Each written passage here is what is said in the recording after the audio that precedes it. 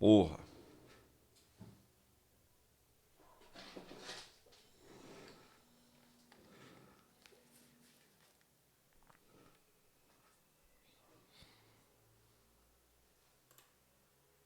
Rema, rema, rema, rema, rema, rema.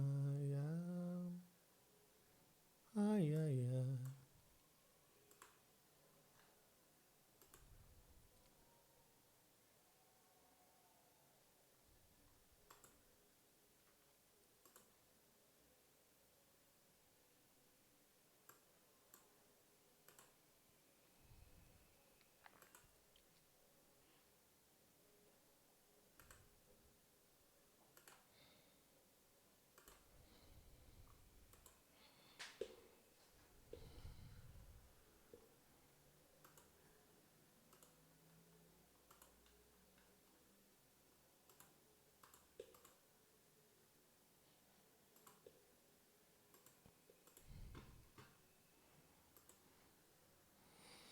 Favoritos.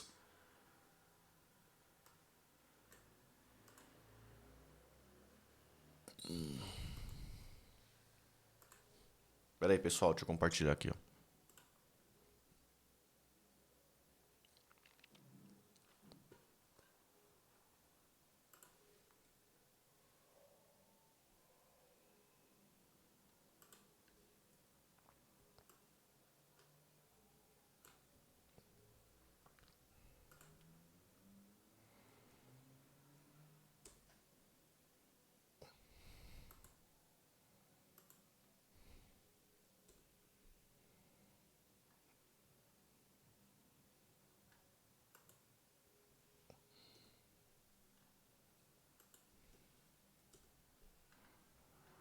Esquece o mundo.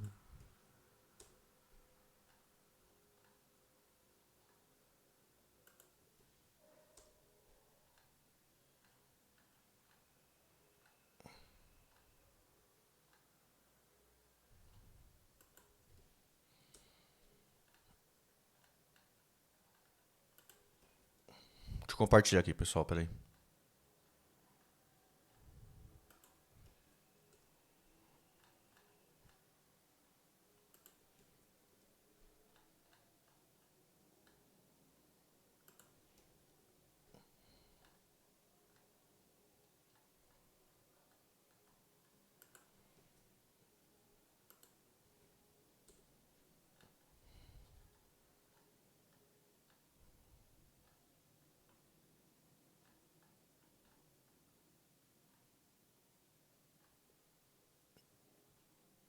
Boa.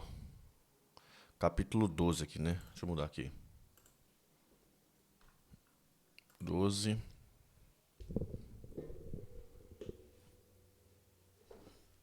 Eu tenho a cadeira aqui, eu fico, em vez de ficar encostado na cadeira, eu fico pra frente igual uma mula. Depois eu fico com dor nas costas, não sabe por quê.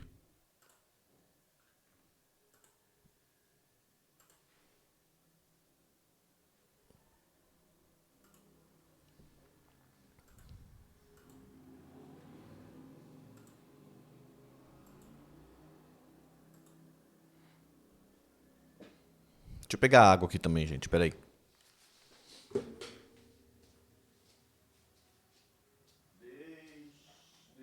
Deixa por um segundo.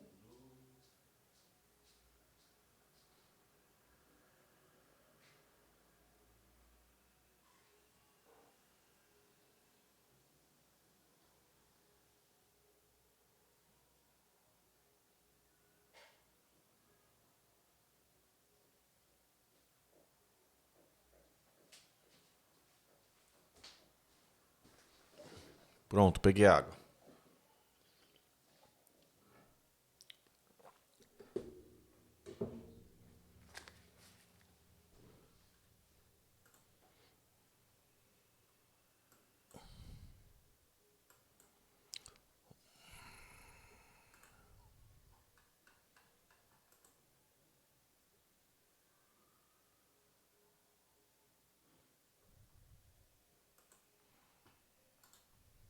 Vamos lá então, pessoal. Deixa eu sair aqui e voltar, ó.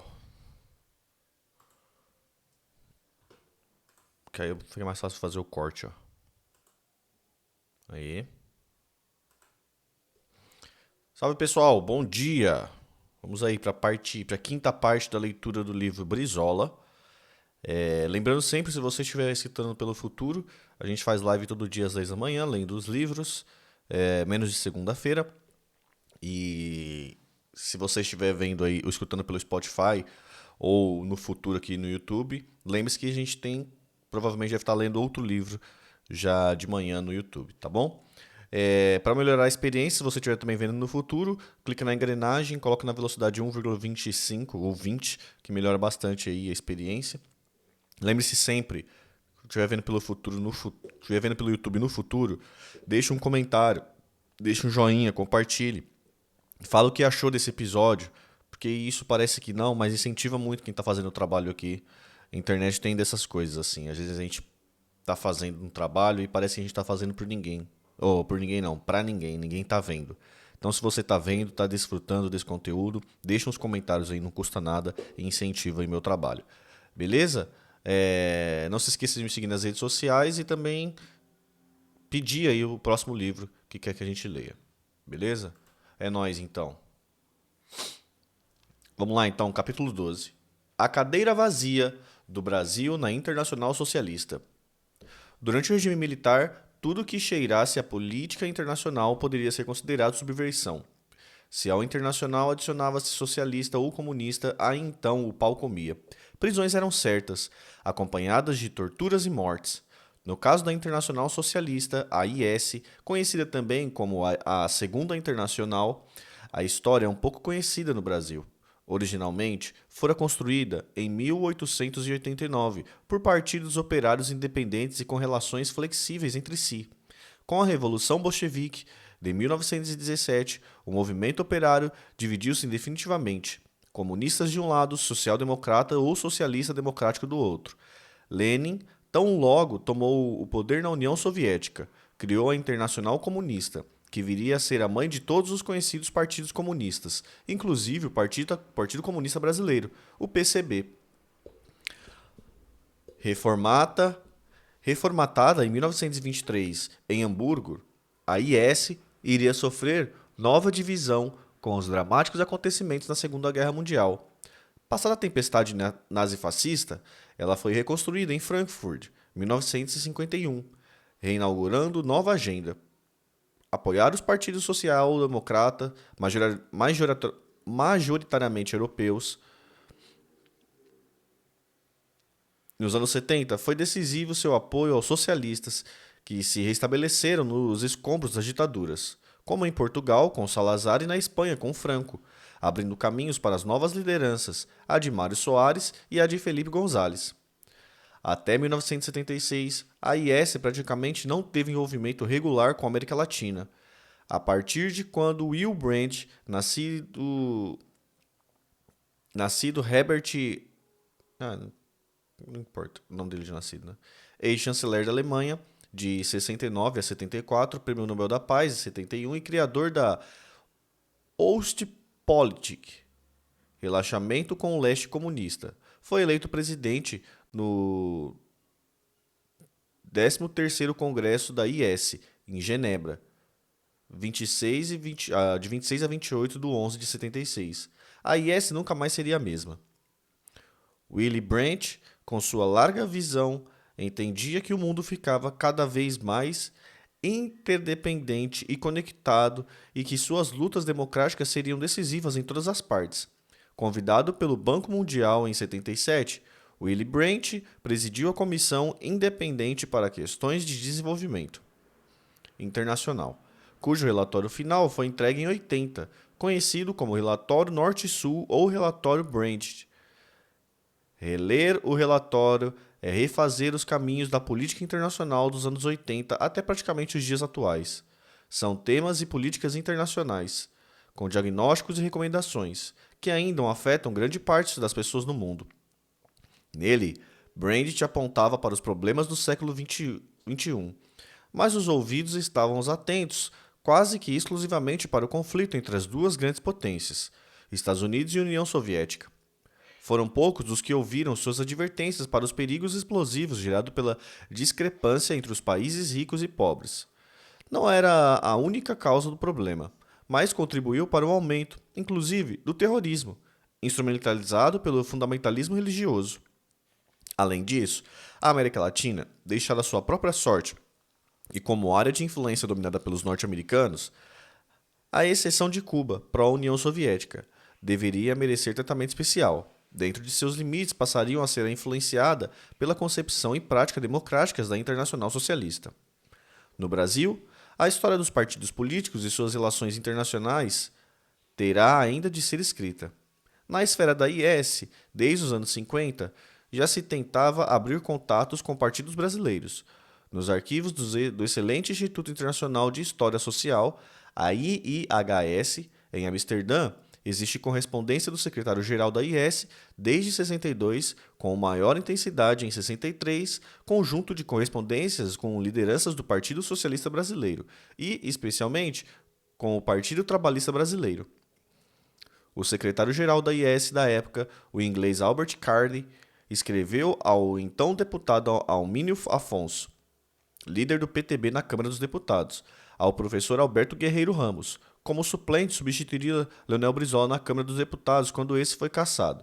O próprio Guerreiro Ramos, logo depois, também seria cassado, indo viver nos Estados Unidos. E ao Pelope da Silveira, ex-vice-governador de Pernambuco e então prefeito de Recife, do Partido Socialista Brasileiro. Da documentação encontrada no IIHS, há uma lista de importantes contatos no Brasil, redigida pela IS. Em janeiro de 1963, Pelope da Silveira, prefeito de Recife, do PSB, Freitas Nobre, vice-prefeito de São Paulo, pelo PSB, Aurélio Viana, senador pelo antigo estado da Guanabara, pela coligação PSB-PTB, Agostinho Rito, ex-secretário-geral do PSB e da Secretaria da Presidência da Petrobras, Valberto Lopes de Moraes, Sudene, Pernambuco e PSD, Febus Gicovate, presidente do PSB de São Paulo, João Chaquian, líder da Juventude Socialista do PSB de São Paulo, e Cléo Bernardo, presidente do PSB do Paraná e deputado na Câmara dos Deputados. Da lista do PTB, Leonel Brizola, deputado eleito pelo Rio de Janeiro, Almino Afonso, líder do PTB na Câmara dos Deputados do Amazonas, Guerreiro Ramos, sociólogo, suplente do deputado federal pelo PTB, Rio de Janeiro, 3 ministros do governo Goulart, Hermes Lima, ministro das Relações Exteriores, PSB, João Mangabeira, ministro da Justiça, PSB, e Santiago Dantas, ministro da Fazenda, do PTB. As cartas são dirigidas, uma para Almino Afonso, 2 para Alberto Guerreiro e uma para Pelope da Silveira. Há também uma carta assinada pelo deputado trabalhista inglês John B. Hind, para David Ennals, Departamento Internacional do Partido Trabalhista, da Grã-Bretanha, com cópia para o secretário-geral da IS, Alberto Carney. O assunto refere-se à viagem de deputados trabalhistas da Grã-Bretanha e de países escandinavos a Brasília para participarem da Conferência Interparlamentar encerrada em novembro de 63. Na ocasião, foram mantidos contatos com representantes do PTB com o objetivo de estabelecer linha de ação parlamentar no plano internacional e defender teses políticas comuns pela ação parlamentar. A tônica: abrir canais regulares de contatos, programar mecanismos de cooperação, compartilhar visões comuns para soluções dos problemas presentes e futuros do Brasil e da América Latina. Em particular, incentivar os 2 partidos a ingressarem na Internacional Socialista, resguardando as características e o modo de pensar dos trabalhistas e dos socialistas brasileiros com os partidos socialistas e social-democratas da Europa da IS. Conclusões dessa inusitada correspondência internacional. A. Havia grande motivação para reestreitar os laços entre a IS e os partidos populares brasileiros, o PTB e o PSB. B. Dava-se ênfase à associação na condição de partidos observadores entre a IS e os 2 partidos mencionados que outros partidos similares. B. Dava-se ênfase à associação na condição de partidos observadores entre a IS e os dois partidos, mencionando que outros partidos similares, como a Ação Democrática da Venezuela, estavam na mesma situação. C. Ficou acertado que, em março de 64, a IS credenciaria um representante da Secretaria-Geral com a missão especial de vir ao Brasil para estreitar os laços, mas o golpe militar de 64 paralisaria a execução do plano de ação. Alguns anos antes, Brizola, como prefeito de Porto Alegre, visitou William Brandt, então prefeito eleito de Berlim, e os dois mantiveram estreito contato, analisando o contexto internacional referente ao Brasil, à América Latina, aos Estados Unidos e à Europa. Brandt confirmou ainda que eles se encontraram quando Brizola estava no exílio, no Uruguai. Os novos contatos, pelo menos com o Brasil, só foram retomados 15 anos mais tarde, diante da visão global da IS, William Brandt, da nova conjuntura internacional, principalmente nos Estados Unidos, com o presidente Carter e sua política de direitos humanos, e do momento político brasileiro, a partir da expulsão do Brizola do Uruguai.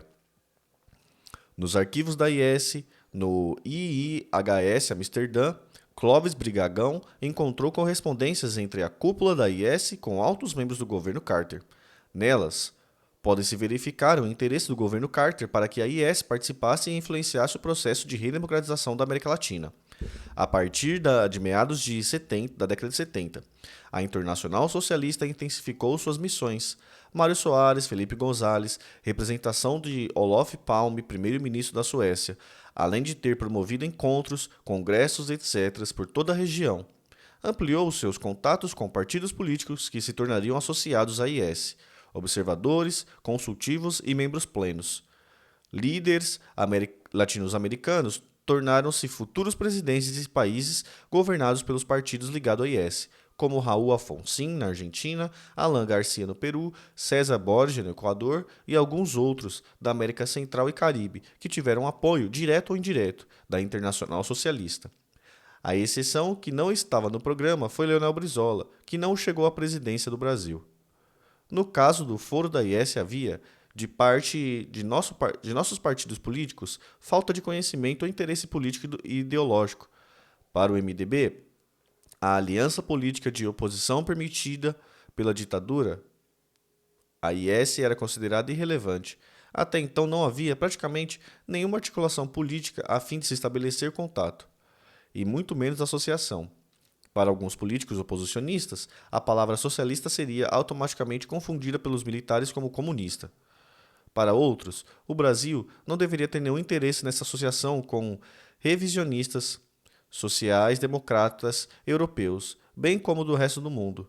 Aquela cadeira era percebida como ideia fora do lugar, distante, quando não estranha, e irrealista. Tem foto aqui, gente, ó. Brizola e Olof Palme no gabinete do primeiro-ministro sueco.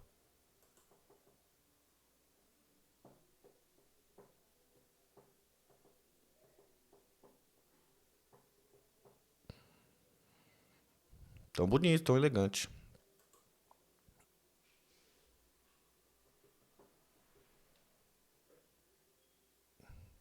No Brasil, com a Guerra Fria instalada e a doutrina de segurança nacional em vigor, considerava-se proibida qualquer associação às organizações políticos partidárias internacionais. Os alvos eram o Partido Comunista Brasileiro, PCB, vinculado a Moscou, ou o Partido Comunista do Brasil, o PCdoB, em relação com a China de Mao Tse-tung. Durante esse período, como já observamos, o PTB não mantinha vínculos com a Internacional Socialista, embora houvesse troca de correspondência entre os dirigentes da IS e os líderes trabalhistas, desde os anos 60.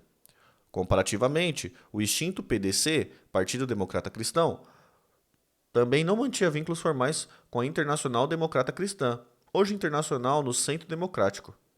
Aliás, ambas, a IS e a IDC, tiveram suas origens na tradição alemã.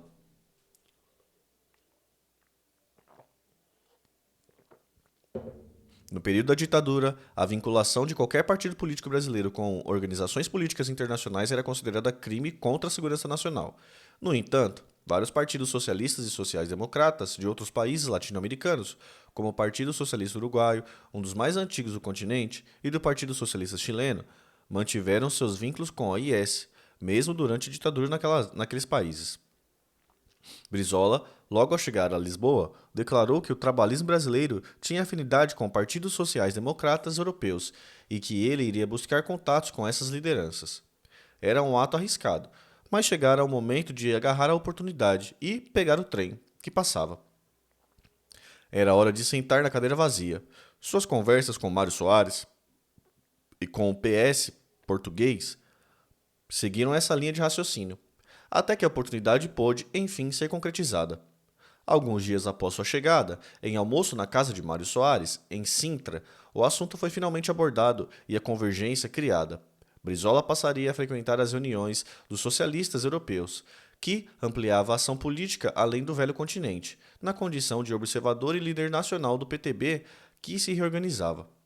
Mário Soares diz que, dos líderes socialistas europeus, o que mais gostava de Brizola era realmente William Brandt. Os outros tinham alguma reserva em razão da imagem do comandante que Brizola mantinha.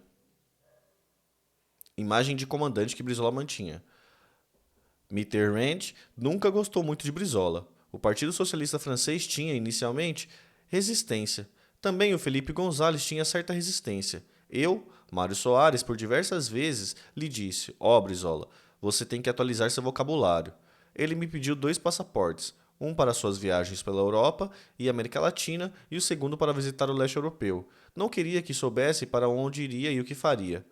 Mas Brizola, durante sua permanência na Europa, não pisou no então território europeu sob o controle da antiga União Soviética. De Lisboa e com passagem por Nova York, entre 78 e 79, Brizola viajou incansavelmente. Era mesmo admirável a sua resistência, fôlego e sentimento de estar cumprindo.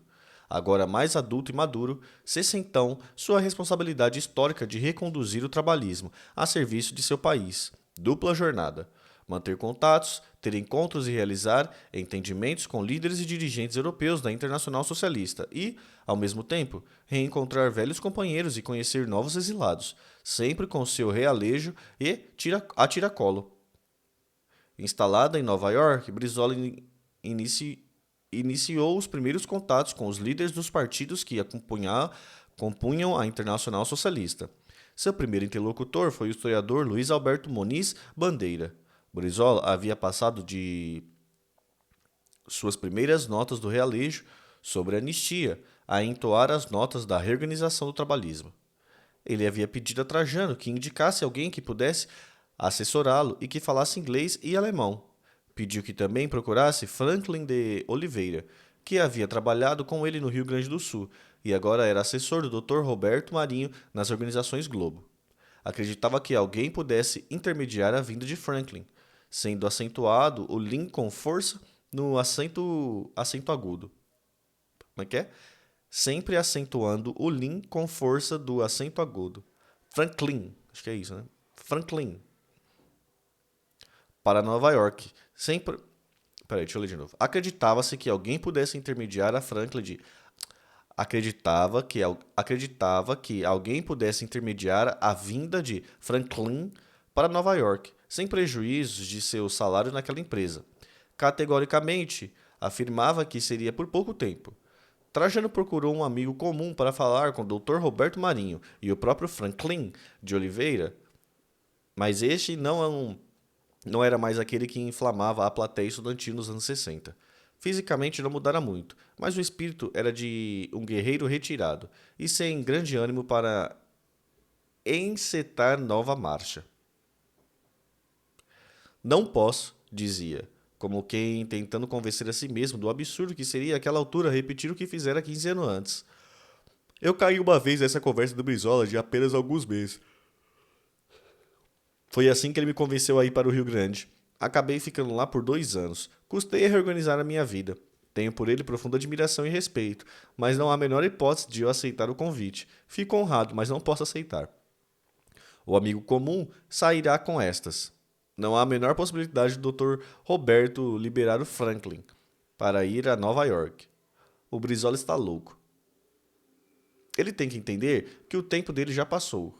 Ele não tem mais a importância que justificaria um gesto desse do Dr. Roberto. Em parte ele tinha razão, pois dificilmente Roberto Marinho enviaria Franklin para assessorar Brizola em Nova York, mas se enganava quanto à atualidade do personagem político Brizola e de sua importância na política brasileira nas próximas 2 décadas e meia até sua morte. O recado foi transmitido ao Sr. Guaragná, no Rio Grande do Sul. Havia necessidade de enviar a Nova York um colaborador que falasse inglês e alemão e que pudesse permanecer alguns meses acompanhando Brizola em seus contatos com os europeus. A escolha recaiu sobre o cientista político Miguel Bodea, jovem de origem alemã que já vivera na Europa, afinado politicamente com os pensamentos trabalhistas e estudioso das lutas sindicais e trabalhistas no Brasil desde os primórdios da industrialização no século XIX. A dificuldade seria custear a ida de Bodea para Portugal. O amigo comum, José Nilton Machado, dirigente do MDB e ligado ao deputado Pedro Simon, presidente do MDB Rio Grande do Sul, levou Trajano até a Praia Rinha do Mar, para que esse solicitasse o apoio do deputado à ida de Miguel Bodea para acompanhar Brizola. Pedro Simon foi cordial, com seu inseparável cachimbo. Indagou sobre o novo exílio de Brizola, seu estado de ânimo e sua saúde. Depois de escutar o pedido, disse que iria apoiar a viagem de Bodea. Aproveitou a ocasião para tecer comentários elogiosos sobre o papel de Brizola na política gaúcha, sobre o seu governo realizador e sobre os fatos que determinaram o exílio dos melhores quadros políticos do Brasil. Virou-se então para Trajano e falou: Diga ao Dr. Brizola que eu estou aqui guardando a trincheira.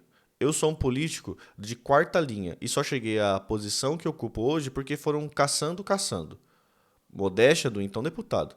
Na verdade, todo político um dia esteve na quarta linha, e são poucos os que chegaram na primeira fileira. Pedro Simon foi um deles e até hoje se mantém como um dos principais líderes no Rio Grande do Sul, com expressiva projeção nacional. Capítulo 13, gente.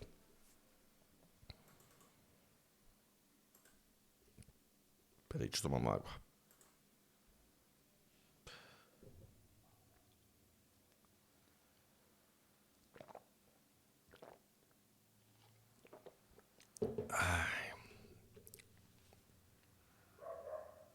Eu acho que esse livro só fala sobre esse período do exílio, né?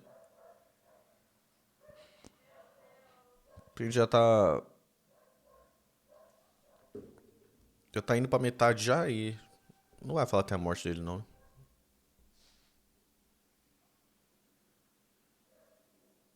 Vamos lá, então. Capítulo 13. A entrada da Internacional Socialista. De posse de seu passaporte português, Brizola foi recebido oficialmente pela IS na reunião de Hamburgo, em fevereiro de 78, menos de um mês após seu desembarque no continente europeu. Nessa ocasião, além de Neuza, viajou o casal Trajano Ribeiro e Maria Ribeiro Goulart, sobrinha de Neuza, que havia pedido sua presença na viagem. Foram para Hamburgo via transportes aéreos portugueses, a TAP, até Frankfurt, onde tomaram o voo da Lufthansa para Hamburgo. O aeroporto de Frankfurt estava ostensivamente guardado por tropas armadas com fuzis e metralhadoras, dispositivos dissuasório para qualquer tentativa do grupo Baader-Meinhof. Mesmo assim, ao grupo não pareceu muito estranho, a não ser por se tratar de um aeroporto europeu e não latino-americano, Brizola observou. Pelo visto, tá preto o olho da gateada por aqui. Expressão sulista usada para definir uma situação crítica. Em Hamburgo, Brizola hospedou-se no mesmo hotel onde se realizaria a reunião internacional socialista. Durante toda a viagem, bem ao seu estilo, ele simulava o pronunciamento que faria e os diálogos que teria com William Brandt. Ele achava importante que os europeus compreendessem o Brasil, suas peculiaridades e também a América Latina. Queria saber o que seria e o que não seria possível aplicar em nosso país das experiências europeias do pós-guerra.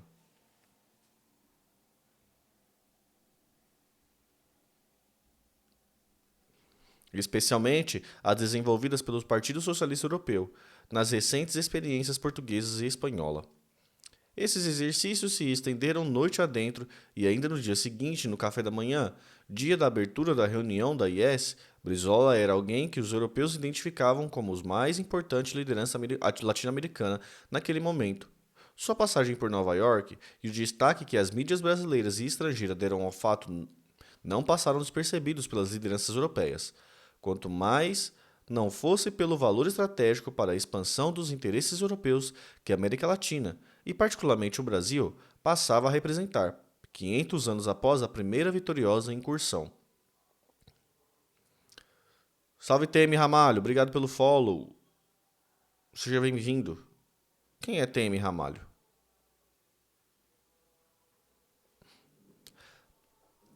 Basta um lance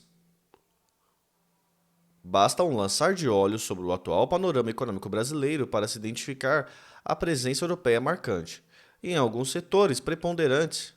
Na economia brasileira, energia elétrica, transportes, comunicações, turismos e siderúrgica, para citar apenas os mais notórios. Isso talvez explique o entusiasmo com que Brizola foi acolhido no foro da Internacional Socialista, naquele momento impregnado pelos ideais libertários que embalaram a Revolução dos Cravos e a retomada da democracia na Espanha.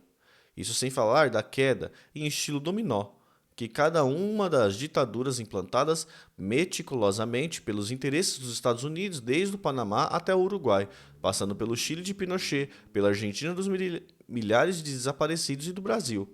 O Paraguai, infelizmente, permaneceu sob as botas do ditador Stroessner, Stroessner, Stroessner, acho que é isso, por um tempo ainda longo.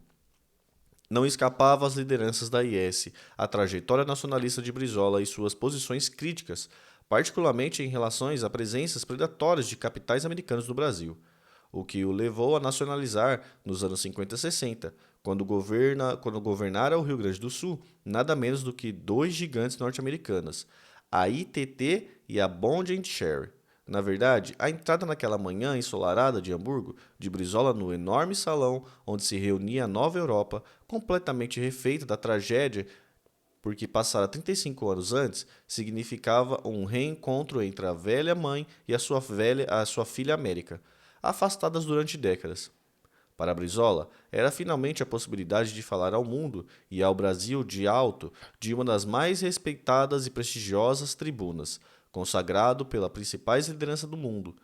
Ali ele estava não como um simples dirigente partidário burocrático, mas como líder de enorme parcela do povo brasileiro, como guardião de um projeto de nação, socialista e democrático, em consonância com o ideário da Internacional Socialista, na qual não tardaria em se tornar um dos vice-presidentes. Mário Soares foi quem o respaldou nessa entrada junto à comunidade social-democrata internacional. Seu primeiro pronunciamento foi sobre a realidade política e o panorama social e econômico brasileiro. Da primeira vez que esteve na Alemanha, como todo turista de Hamburgo, naturalmente visitou St. Pauli, o bairro da prostituição, que na Alemanha assume um aspecto completamente distinto dos equivalentes no Brasil. Lá, a prostituição foi legalizada em 1950. As mulheres exibiam-se bem trajadas em vitrines, como se fossem mercadorias em uma loja de departamentos. Algumas ostentam grandes piteiras, em posse de estátuas. Outras se fazem acompanhar de poodles, compenetrados em sua função publicitária. Um verdadeiro horror para os sentimentos e o ponto de vista dos direitos humanos, das mulheres e dos homens de então, e ainda mais agora.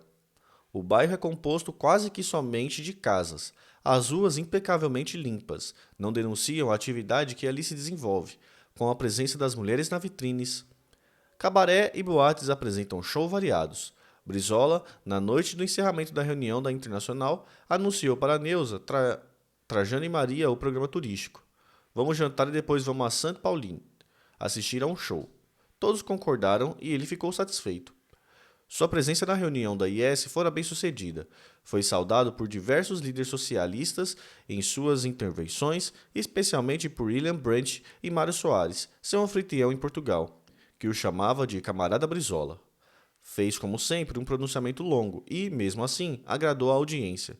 Foi acolhido e festejado. Estava feliz e queria agora dar atenção à família e demonstrar algum conhecimento do lugar. Queria talvez reviver a experiência do jovem e recém-vitorioso prefeito de Porto Alegre, que, 20 anos antes, estivera ali e que, na ocasião, não imaginaria retornar, especialmente como exilado, pavimentando com cuidado seu caminho de volta ao Brasil.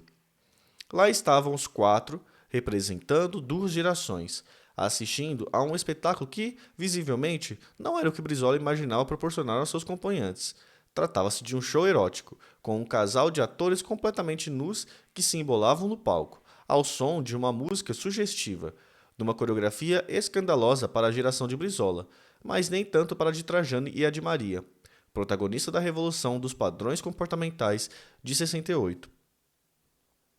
Brizola começou a inquietar-se na cadeira. Subitamente observou: "No meu tempo não era assim, isso está brabo." E em seguida exclamou: "Não dá, isso não dá, é melhor sairmos, vamos a outro lugar." Quando eles se retiravam, encontraram Pena Gomes, o líder socialista da República Dominicana que chegava com outro grupo de amigos. Eles o cumprimentaram rapidamente e deixaram São Paulo. A primavera de 79 chegara. Brizola, mais uma vez, foi convidado para participar da reunião da IS em Estoril, com seu famoso cassino e seus turistas. Então pediu a Uchoa, professor Pedro Celso Uchoa Cavalcante, que escrevesse um trabalho para o seu pronunciamento na manhã seguinte. Todos se hospedaram no hotel da reunião da IS. À noite convocou Trajano e leu o excelente texto escrito por Pedro Celso em voz alta, como se estivesse ensaiando seu pronunciamento. Terminada a leitura, perguntou: "Que tal?" "Achei excelente. E está conciso, sem prejuízo dos temas importantes como a identidade e programáticas, a questão da democracia e do trabalhismo como caminho brasileiro para o socialismo democrático." Gostei do texto, replicou Brizola. "Vamos ver como me sai amanhã." Imagens, brasileirinhos, temos imagens.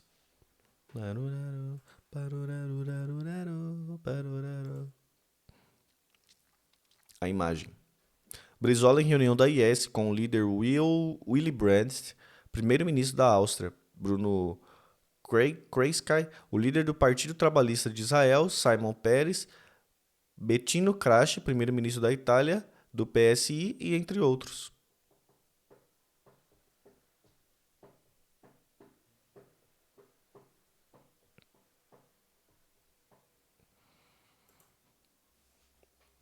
Quando tem imagenzinhas assim, eu gosto.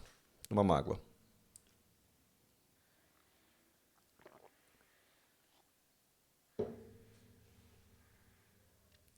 Carreira buena que ganemos.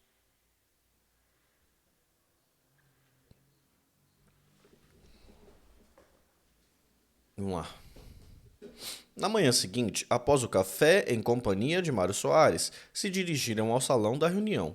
Pedro Celso e Trajano sentaram-se atrás da cadeira de Brizola. Abertos aos trabalhos, foi dada a palavra ao representante Guilhermo Ungo, da Frente Farabungo Marte de El Salvador, que falou por mais de 40 minutos. A seguir, o presidente da sessão passou a palavra a Brizola. Pausadamente, Brizola ensaiou uma análise da conjuntura brasileira, entremeando alusões históricas com fatos recentes da política do país. Pedro Celso e Trajano entenderam ser uma introdução a que logo Brizola lançaria mão do texto previamente preparado. Mas o tempo foi passando, as imagens e metáforas se sucedendo, até que transcorria meia hora. Nada do texto escrito apareceu.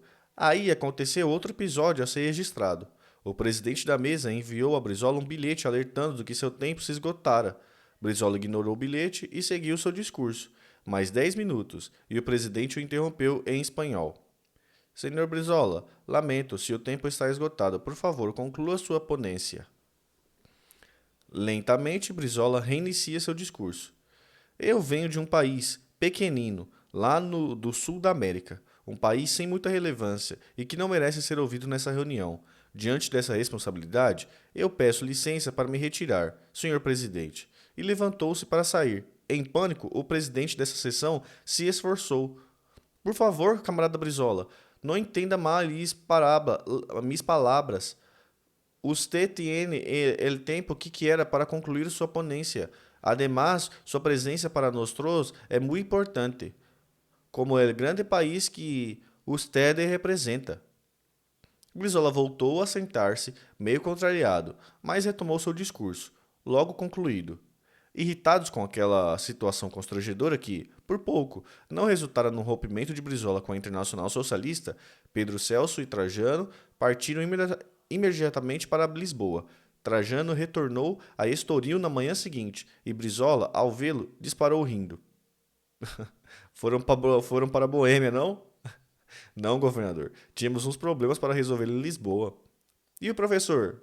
Não virá, governador. 2 dias depois, Pedro Celso reencontrou Brizola no hall do Hotel Flórida e eles conversaram sobre se nada tivesse acontecido. Como se nada tivesse acontecido, embora ambos estivessem constrangidos.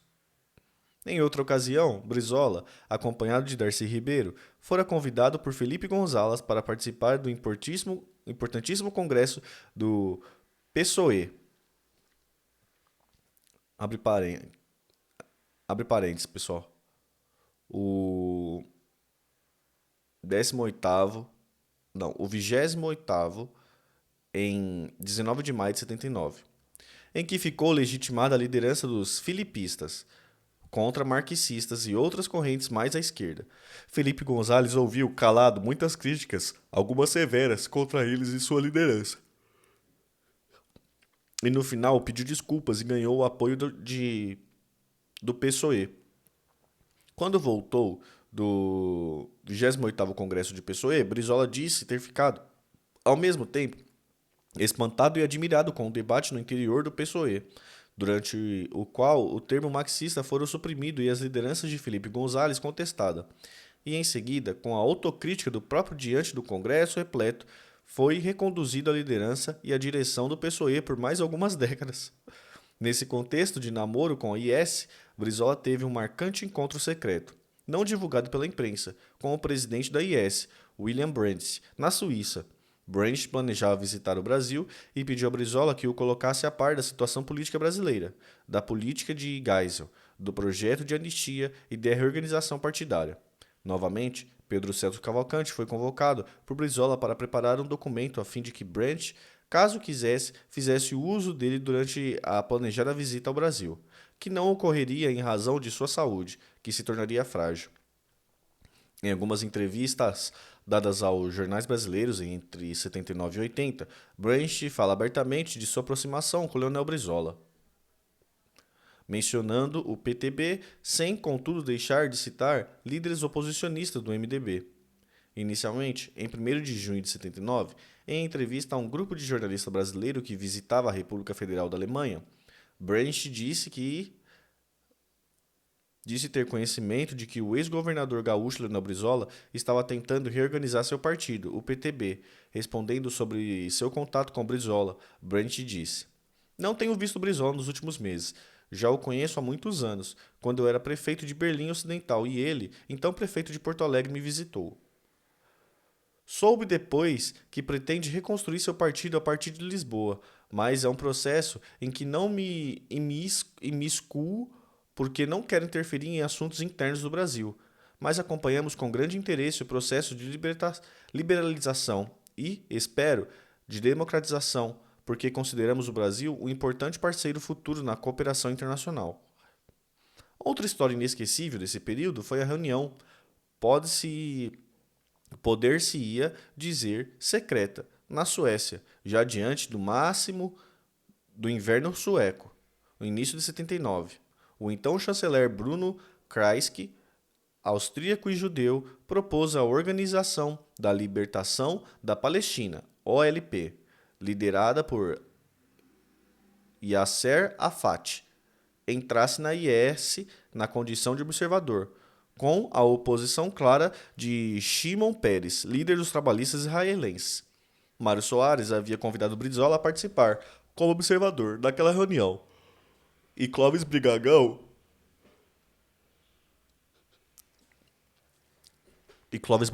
acompanhou como assessor e intérprete para o inglês, principalmente.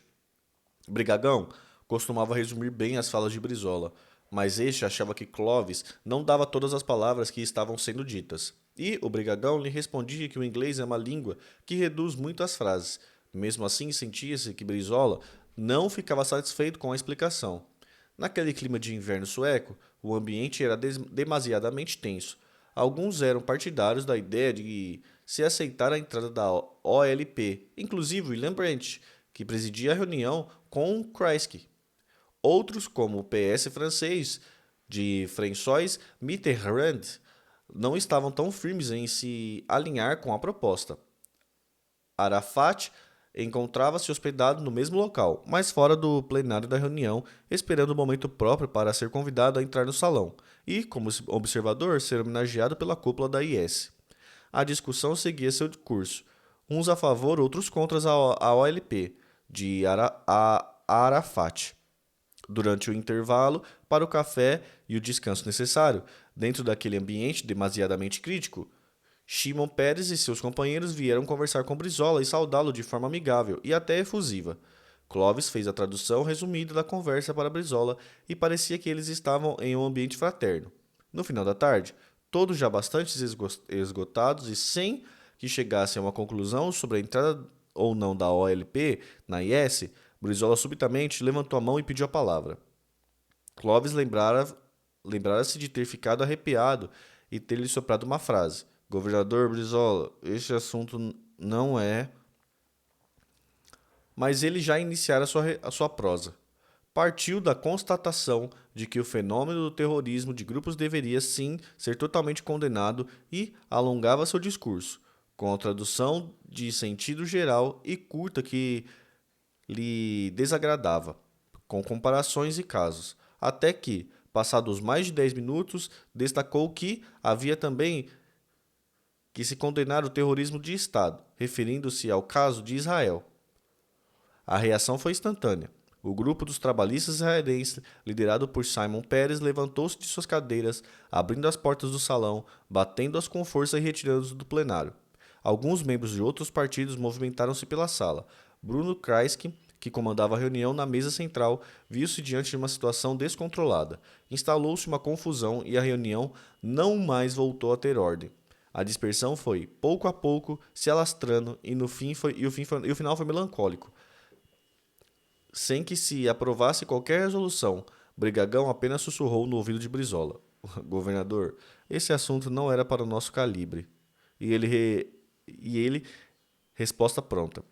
Mas temos que nos posicionar sobre todos os assuntos que nos interessam. Além da história sobre a OLP, toda a movimentação internacional do trabalhismo brasileiro sempre foi marcada por características singulares. Na Conferência Permanente de Partidos Políticos da América Latina, a COPAL, por exemplo, tanto a presença de Brizola como as posições do PDT eram ouvidas com muita consideração. O presidente da COPAL, o senador Carvajal Moreno, do PRI, sempre dava a Brizola distinção ímpar. Suas opiniões, em geral, eram consideradas como definitivas para o conjunto da atuação dos demais partidos ligados ao IS no cenário latino-americano. Algumas histórias, pelo menos no período em que Brigagão tocou a área de relações internacionais, no primeiro período do PDT, podem ser consideradas interessantes, quando não pitorescas.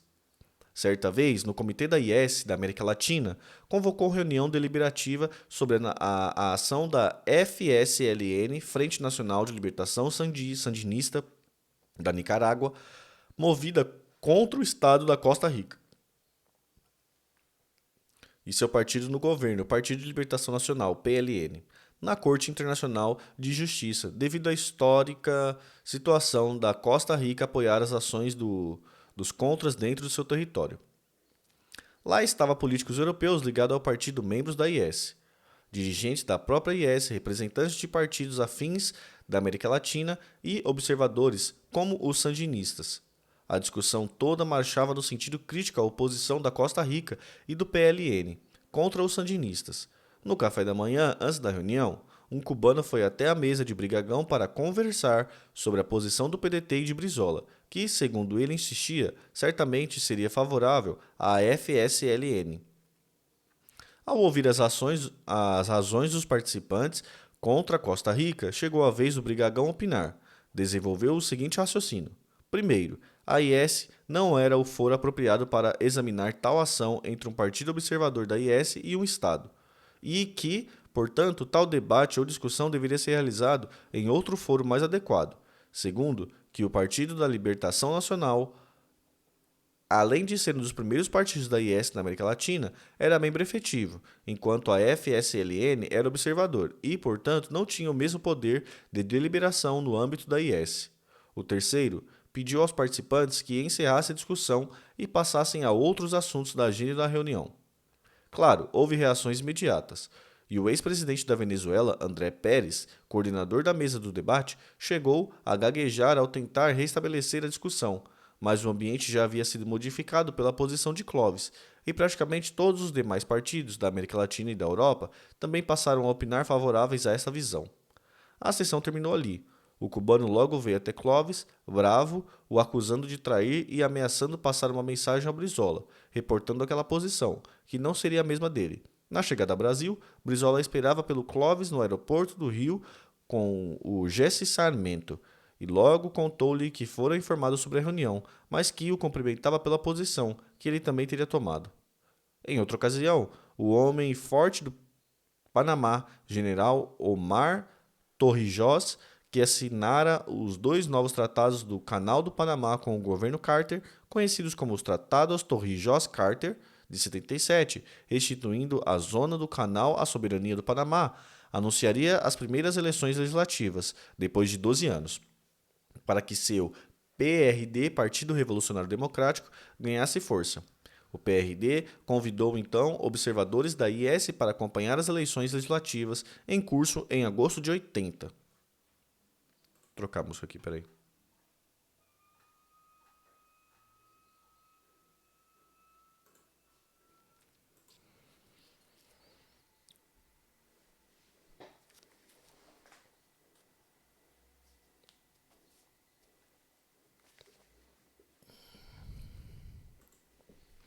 Como representante internacional do PDT foi o Clovis. Ele se integrou ao grupo de observadores, composto pela ex-presidente da Bolívia, senhorita Lídia Gullier, de 79 a 80, por um político do Equador, que provavelmente também fora presidente do país, pelo senador chileno Anselmo Sully e por outro político do México. Na manhã do dia eleitoral, eles foram recebidos pelo general Osmar Torrijos, que discursou sobre a importância daquelas eleições para o seu país e também sobre a importância de ter ali o grupo de observadores. Muito bem, a missão daquele grupo era viajar por determinadas regiões observando as eleições, sua lisura.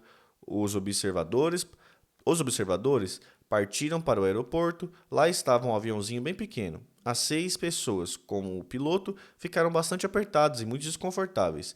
Depois de voarem durante uns 30 minutos, o piloto anunciou que estariam em uma zona de turbulência. A estação do ano era de frequência tempestade, como de costume nos países da América Central. E todos ali ficaram atentos. De fato, houve turbulência pela frente, e possivelmente também por trás, pois o aviãozinho perdeu completamente o controle e ficou a voar errático até que foi arremetido e caiu justo em um campo sem árvores, de plantações de batatas. A não ser por escoriações sem grandes gravidades, o aviãozinho ficou ali plantado com batatas que entravam em suas asas, e o grupo, depois de muito tempo à espera de socorro do governo, voltou à Ciudade de Panamá sem ter observado qualquer processo e muito menos qualquer zona eleitoral. À noite, o general Torrijos os convidou para uma reunião, um jantar, pediu desculpas pela queda do aviãozinho. O constrangimento era notório entre todos. Numa noite de 1980, Brizola chama o Clovis e diz ser necessário realizar uma missão especial, pois só a ele poderia pedir algo de tamanha confiança. Mas não lhe disse claramente do que se tratava, embora contasse uma história transfigurada, segundo o qual o nome conhecido da mídia brasileira teria enviado um mensageiro para o exterior e tal pessoa fora presa por agentes federais. O mandante teria sido levado às mãos, ou melhor, colgado o telefone quando seu mensageiro pedia-lhe socorro. Clovis deveria chegar à Jamaica antes do comício final da campanha eleitoral decisiva para o representante do Partido Nacional do Povo, liderado pelo socialista Michael Manley, e que ocorreria dali a alguns dias. No aeroporto do Galeão, de terno e gravata, nervoso e preocupado, ele acabou comprando um pacote de 5 quilos de café brasileiro para presentear Michael Manley.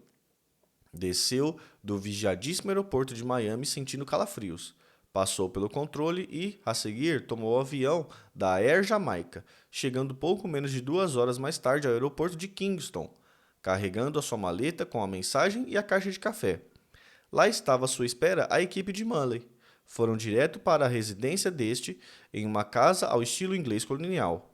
Em uma sala ampla e elegante, Clovis entregou a ele o recado de Brizola e, imediatamente, fez o gesto de mostrar-lhe a caixa de café trazida do Brasil. Caíram todos na gargalhada, inclusive Mully. Não passara pela cabeça de Clovis que a Jamaica produz um bom café. Seria o mesmo que um visitante ir a Minas e levar um amigo um queijo de Minas. Passado o vexame, foi para o hotel, descansou um pouco e no início da noite o apanharam para acompanhar Mully ao comício final da campanha, marcada por extrema violência entre gangues. O lugar era espantosamente pobre, um bairro popular com o nome da cidade espanhola Spanish Town, uma grande massa, muitos rastafares com um aparente clima de festa, certamente esquentada pelo rum jamaicano. Com algumas horas de atraso, o comício começou, e a tensão também. Após os discursos de vários candidatos, chegou a vez de Mully. Ele acusava seu adversário e seu grupo pela violência. Um candidato a deputado pelo seu partido trabalhista havia sido assassinado. Sua viúva encontrava-se ali, bem próxima a Brigagão, e iria discursar. Nesse clima quente, repentinamente, começa um pavoroso tiroteio vindo não se sabe de onde. Tiroteio forte, tiros de revólver, abaixa aqui, corre dali, os seguranças de Mully pegam o Clovis e o colocam direto no carro do Mully.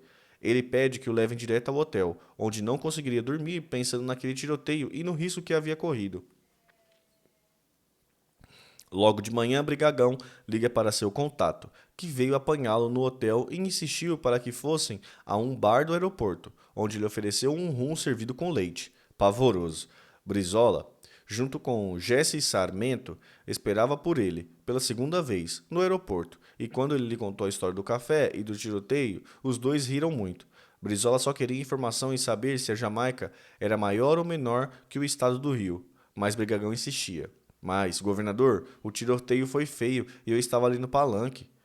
Com o regresso de Brizola ao Brasil, a associação com a IS continuou prosperando. Logo após a perda da sigla do PTB, seu sucessor, o Partido Democrático Trabalhista, tomou a decisão pioneira na área internacional. De fato, o PTB oficialmente não participou da IS. Com a perda da sigla em 80, embora Brizola usasse o PTB em suas reuniões na IS, somente com o PDT foi que as relações tornaram-se oficiais. Primeiramente, criou-se o Grupo de Relações Internacionais, dentro da Comissão Nacional Provisória, e mais tarde a Secretaria de Relações Internacionais. O grupo foi criado em reunião no dia 20 de agosto de 1980, tendo como convidados o professor Nilson Pires, de Nova York, Maurício Paiva, de Minas Gerais, e Bueno Burman, Ijuí, Rio Grande do Sul. O mapa do grupo ficou assim dividido: América Latina, Francisco Julião e Teutônio dos Santos; Europa do Leste, Teutônio dos Santos; Europa Ocidental, Pedro Celso Cavalcante, Bocaiúva, Cunha e Moniz Bandeira; África e Oriente Médio, Abdias do Nascimento e Neiva Moreira; Estados Unidos, Canadá, Ásia e Igrejas, Herbert de Souza, o Betinho, Lisaneias Maciel e Clóvis Brigagão. Relações Internacionais Sindicais, Benedito Cerqueira. Foi aprovada a indicação de Clóvis Brigagão como secretário executivo de Relações Internacionais do PDT. Como registro, foram secretários de Relações Internacionais Clóvis Brigagão, Miguel Bodea, Roberto Dávila, Boicaiúva Cunha, Luiz Alfredo Salomão, Arnaldo Morfé, o senador Cristóvão Buarque, PDT-DF, e o atualmente deputado federal Vieira da Cunha, RS. O PDT foi o pioneiro no Brasil em manter, sem interrupção, a Secretaria Executiva de Relações Internacionais, com laços com a IS, assim como com o seu Comitê para a América Latina e Caribe, com a COPAL e outros fóruns políticos partidários internacionais, inclusive agora com o Partido Comunista Chinês, o PCC. Desde o período de 78 até a morte de Brizola, em 2004, suas relações e as dos e a do PDT com a IS foram marcadas por presenças constantes. Sempre havia motivações e intensas participações nas várias instâncias da IS, congressos, reuniões do Conselho, do Bureal, reuniões temáticas e etc., além da constante presença de Brizola. Compareciam altos integrantes do Diretório e da Executiva Nacional que, aliás, elegiam secretários de Relações Internacionais. Frequentavam a IS deputados e senadores do PDT, sindicalistas e representantes de movimentos sociais trabalhistas, negros, mulheres, índios. Os discursos de Brizola, que não deixavam quase nunca de meter a sua colherada, como dizia, eram longos e com riquezas de análises. Para a opinião dos europeus, além de não serem curtos, não eram principalmente muitos objetivos, mas todos o ouviam com respeito e admiração, até mesmo pelo seu característico estilo discursivo, e também com grande simpatia. Houve pelo menos uma situação em que William Branch reclamou de Brizola pelo tempo de que gastara, além do previsto em seu discurso sobre a situação política e econômica brasileira, mas sempre causavam espanto suas análises políticas sobre temas nacionais e internacionais, seu estilo pessoal e sua abordagem, floreada e irônica, sempre contando casos concretos. Em quase todos esses momentos, o PDT levava seus documentos sobre posições da agenda da discussão, que eram distribuídos durante os debates dentro da IS.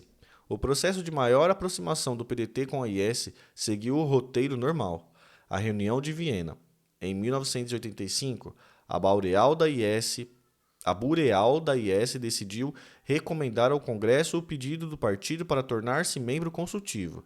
Em Lima, Peru, em 86, o 17º Congresso confirmou o status consultivo do PDT. Finalmente, será no 18º Congresso, em Estocolmo, em 89, que o Presídium decidirá mudar o status do PDT de membro consultivo para o de membro pleno. Desde seus primeiros contatos com a IS, Brizola afirmava que todos os partidos políticos brasileiros de cunho socialista-democrático e os sociais-democratas deveriam se associar a ela. O presidente Mário Soares, em sua entrevista, foi enfático quando afirmou que Brizola tinha a generosidade de nunca fazer oposição a outros partidos brasileiros que quisessem ou viessem a se associar à IS. Brizola era um homem de grande abertura política. Ele não mantinha nenhum espírito exclusivista e dizia que, quanto mais partidos políticos brasileiros estivessem na IS, mais o Brasil ganharia com esse canal e foro para ampliar suas demandas internacionais. É isso então, galerinha. Terminamos a leitura de hoje. Hoje é terça, talvez mais tarde tem live. Beleza? Tamo junto, não me esqueça de seguir nas redes sociais. É o Tamir Felipe lá. E deixar seu comentário aí. Tamo junto, é nóis.